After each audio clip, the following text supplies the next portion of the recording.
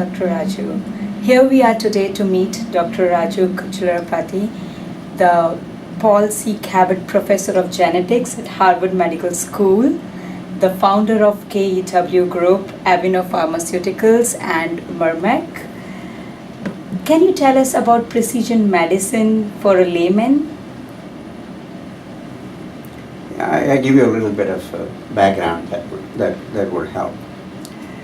So, in the last century, there was a huge revolution in genetics.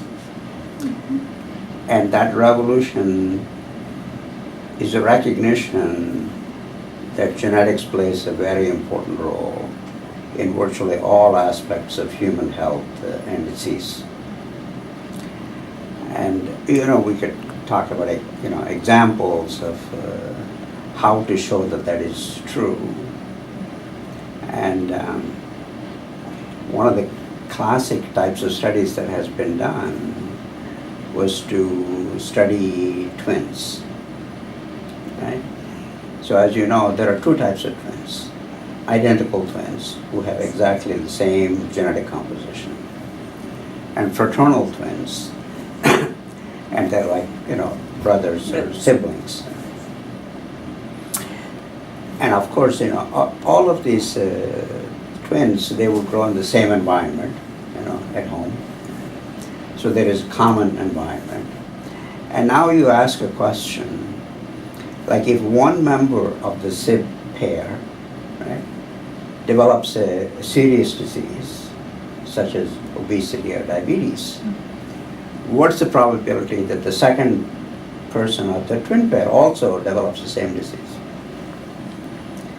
And so those types of studies have been done, right? And so if you look at something like, obesity and diabetes, which is one of the biggest issues in the United States and maybe many parts of the world, it turns out that for these fraternal twins or non-identical twins, if one person develops diabetes, the probability that the second person develops diabetes is less than 50%. But in identical twins, it turns out to be more than 95%. So that's just an illustration, says that, clearly what is common, between those two individuals obviously are the genes. And there is studies like that have been done for all types of disorders. And so we know that genetics plays a very important role. So if genetics plays a very important role, and you said we want to identify what the genes are that are responsible for them.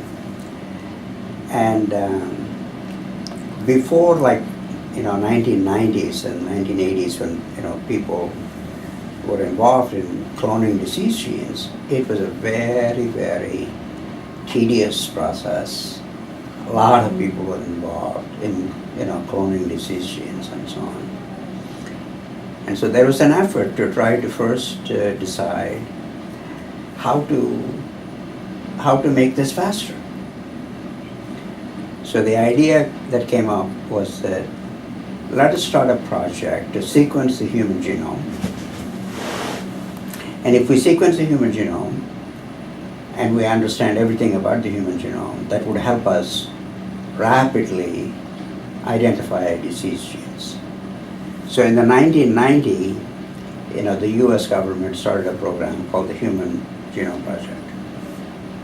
And I was a member of that Human Genome Project team. It's a big team. And in 2001, we sequenced and published, the first full sequence of the human genome. And so one of the excitements, at the time that the human genome sequence was finished, is that if we have the blueprint for the human genome, and if we can identify all of the disease genes, that we would be able to help, manage, disease. So a new field really emerged, soon after that, which is called personalized medicine or precision medicine. And there are many definitions of that, but one definition is the use of genetic and genomic information to identify people who are at risk for diseases or to make accurate diagnosis of a disease, determine the prognosis for how the disease is going to move along, and finally, how to use that information to make clinical decisions about how to treat patients. So that's a long answer to your question, but that puts you into the framework about how we can all think about precision medicine. That gives us a very good overview, especially for a person who don't know the Human Genome Project. For me to understand it in an easy way, it would be like precision medicine will give us a treatment for individual based on their genetics. Right. Yes. Yes. Not just treatment, but it's important to be able to think about how to use the information. First to be able to say that as you're a public health expert, everybody says that it's cheaper if you can actually prevent disease, right? Definitely. But if you want to prevent disease, you need to know what kind of disease that you are likely to get when you get older, right? Mm-hmm. Then you could do something because you can't prevent everything. So that's where the precision medicine comes. So it's not only for treatment, but for also identifying people at risk. Like if I'm susceptible to develop diabetes, for example, then there are particular types of approaches that you could use to advise that individual. If the person is going to get cancer, different types of things need to be done. So it's all of them. Identifying people at risk, identifying, how to diagnose accurately and how to treat, all of them. So now when I have got an overview about how the precision medicine is, can you talk about your career and your research in the field of precision medicine? My life history is I was born in India.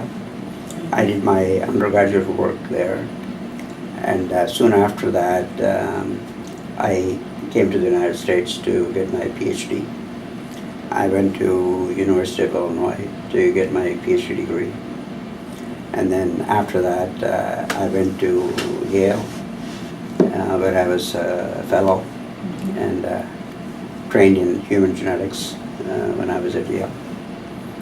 And then after that, I started my independent career with doing teaching and research as a faculty member at Princeton University. And then I've done other things, and then I became chairman of the Department of Molecular Genetics at the Albert Einstein College of Medicine in New York. And in 2001, I moved to Boston to become a faculty member at Harvard Medical School to start a new center here, which at that time was called the Harvard Partner Center for Genetics and Genomics.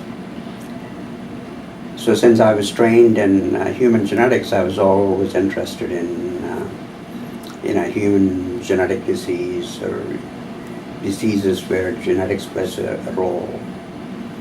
And as I mentioned to you before, I was involved with gene mapping for many, many years.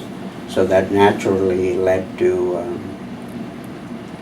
my interest in the Human Genome Project, and I was a part of the Human Genome Project involved in mapping and sequencing the human genome with a particular emphasis on human chromosome 12. And one of the excitements about the human genome was, how it would be able to help us understand more about disease and so on. So over my career, I've been involved in cloning, many human disease genes and studying them. And now a major emphasis of my own research career is cancer and cancer genetics. But I've also been involved in efforts to try to promote this idea of personalized or precision medicine for many years. So there will be many of us who would like to talk about your journey from an academic scientist to an entrepreneur.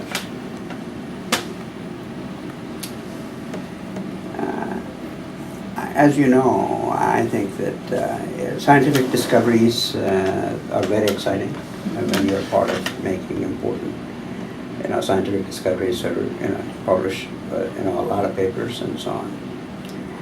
But for a scientist, like me, the research efforts do not immediately translate to patient care.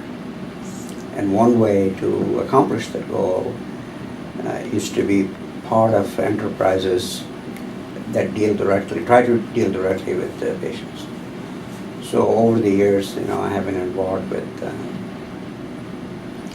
starting companies and never worked inside the company, but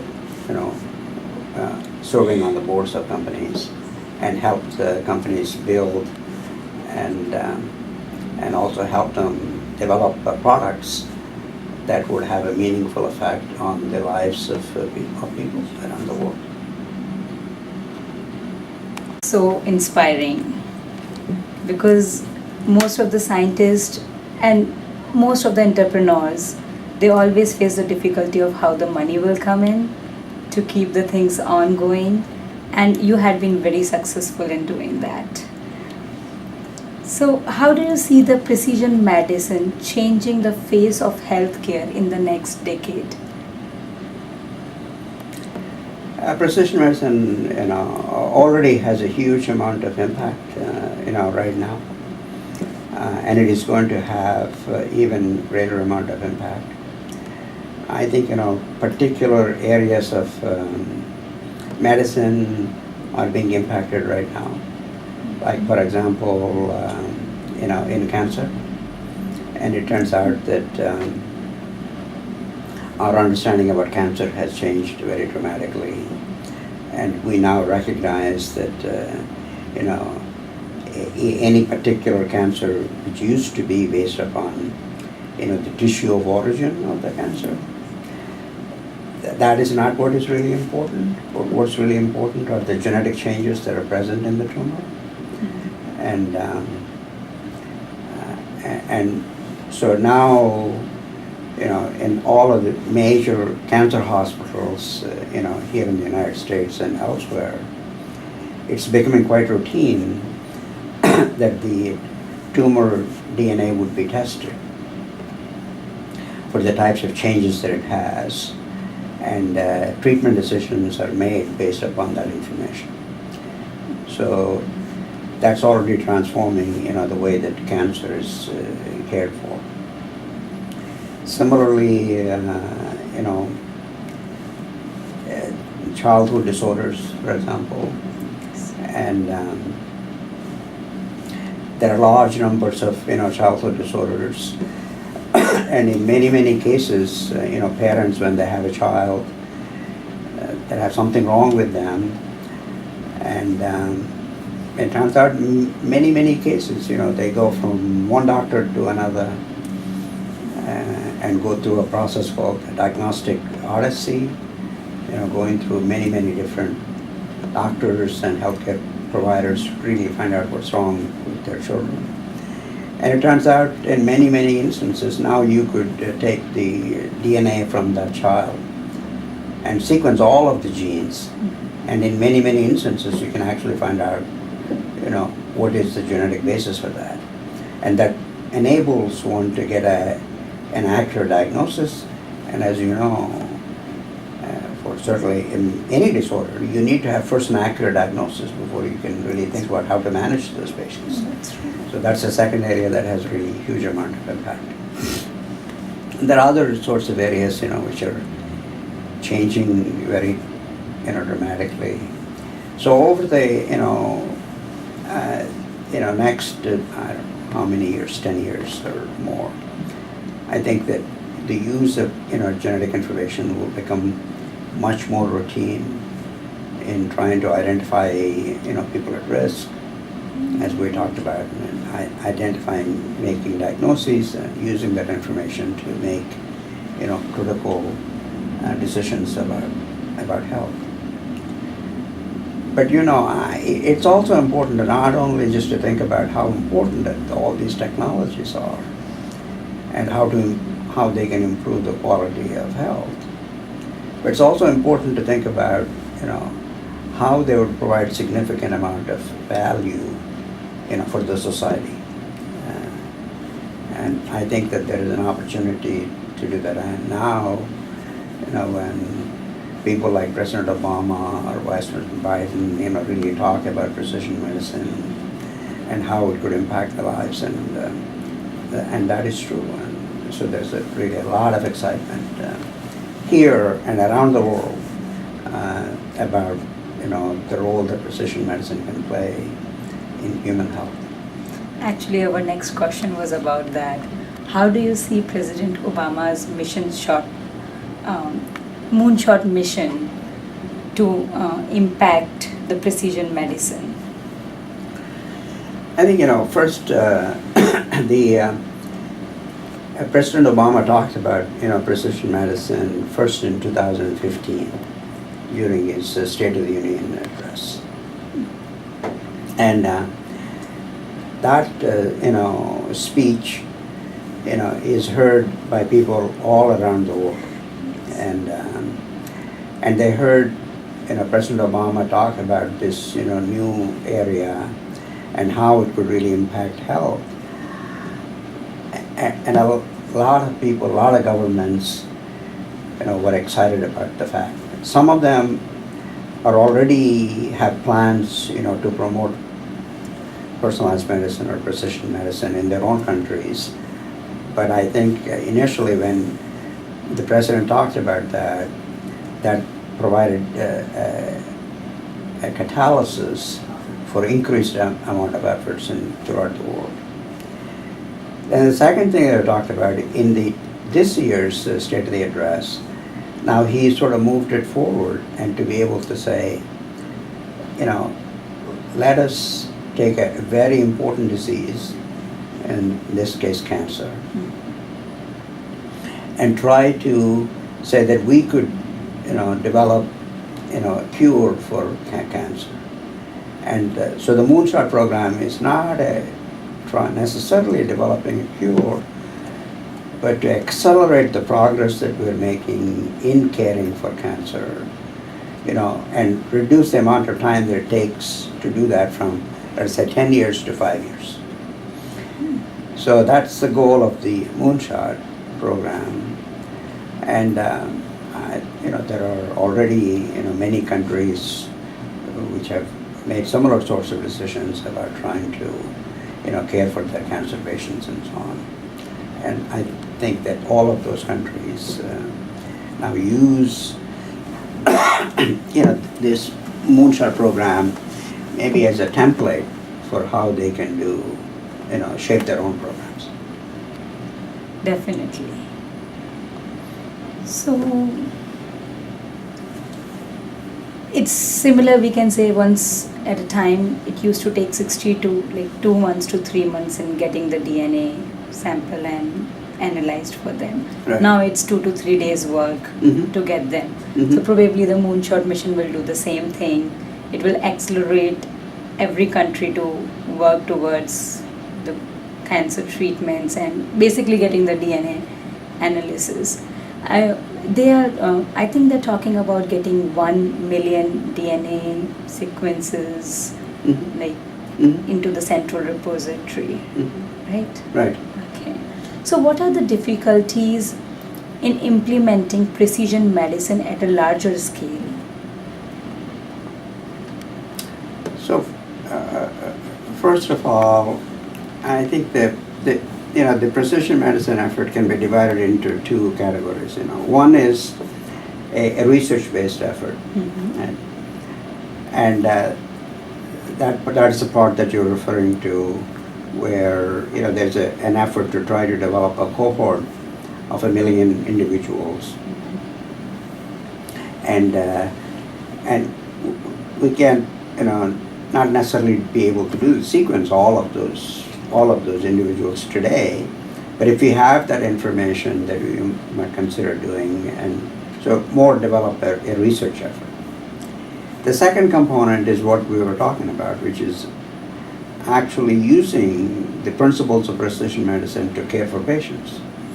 And that is already happening today. Mm-hmm. And so one of the important drivers for that is just what we talked about, is that at the end of the completion of the human genome sequencing effort, or the Human Genome Project, it was estimated that it cost about $2.5 billion to sequence a human genome.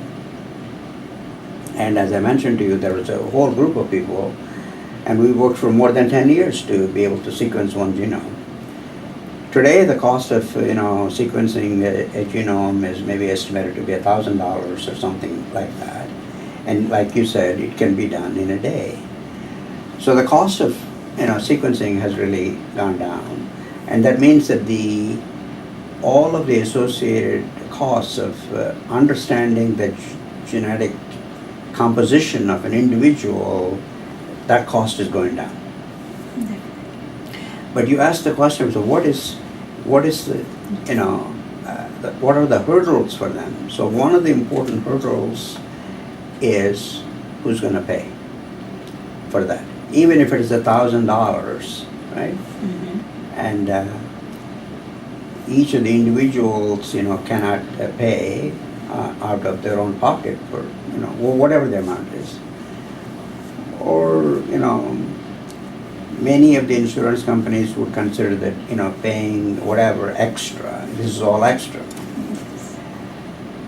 So the hurdles are to first to be able to make sure that the healthcare system can pay for it. And for the healthcare system to pay for it, we have to provide them with the evidence that supports the view that having that information would enable you to provide better health care to the people. So that's one of the biggest hurdles right now. So as I understand, the biggest hurdle is either at the policy level, or like, how would you say it? It's not more technical now, it's more on the policy level, or the... There are many different issues. We just talked about one aspect of payment, mm-hmm. and as I mentioned, payment is dependent upon providing the evidence. Yeah. But that's one component. But the other component is education. That all of the physicians, I don't know, when you went to medical school, I don't know if you took a genetics course, right? But most of the people, certainly, in an earlier generation that are currently practicing, they never took genetics. That is true. I knew more of genetics when I was in 12th because I was very interested in genetics. When I went into my medical school, like usually that's how India is, medicine or engineering, right? So when I went into my medicine, there was that gap of genetics somewhere, which you used to try to fill in biochemistry labs.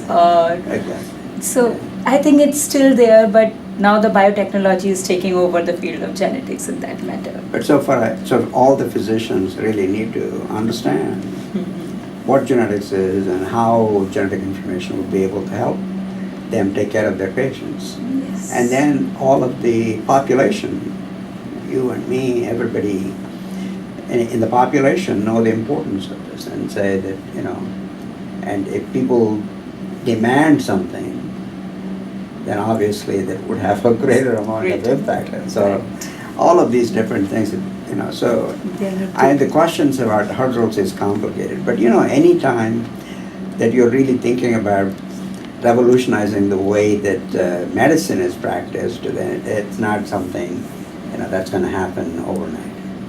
That's true. So, what are the new opportunities in the area of precision medicine? I think, in the United States, there is not as much effort in prevention. Even though, obviously, we do vaccination to, prevent certain types of deadly diseases and so on and so forth. But in general, the healthcare system here in the United States is geared towards taking care of sick people. And one of the opportunities that precision medicine provides is that it provides an opportunity to actually prevent disease, which would have a huge amount of impact. And this is also true in other countries where there's a huge population that are underserved medically, and they are beginning to live longer and care more about their health and so on and so forth. So it's important to be able to think of prevention. So precision medicine can play a very important role in prevention. I think that's going to be a huge opportunity for the population around the world. So, and of course, all the other things that we talked about, it's already progressing now, how to, do accurate diagnosis and treatment. That continues to grow. So, as you told about creating education, I think creating education for doctors and creating awareness for every person is important in the field of precision medicine. And we have this upcoming event on September 8th in Microsoft at Candle Square. What would be the message you would like to give to the audience? What kind of benefits will they get from coming to that event of Health Innovators? I think first of all, Boston is a very rich community, but it's also a very diverse, community with many, many different things. So one message that, that I whenever I go and talk about, precision medicine and how it could change the healthcare of populations, but one person at a time. And I think that's the message to take away from everybody and say precision medicine is very exciting. That it has the capacity to be able to change the way that we care for patients. And number two, that it's here to stay. And therefore, because it's a relatively new field, there are great opportunities for people to come in, whether they're pharmaceutical companies or biotechnology companies or information technology companies. All of them have a role to play in this, and trying to bring together all of these diverse, groups of people to actually, sit down for a couple of hours and just talk about the topic itself would be a great success. Definitely. So we look forward to see you on September 8th, and we look forward to have this event and make it a success. Thank you very much. Thanks for having me. Thank you so much for taking time to talk to us. All right.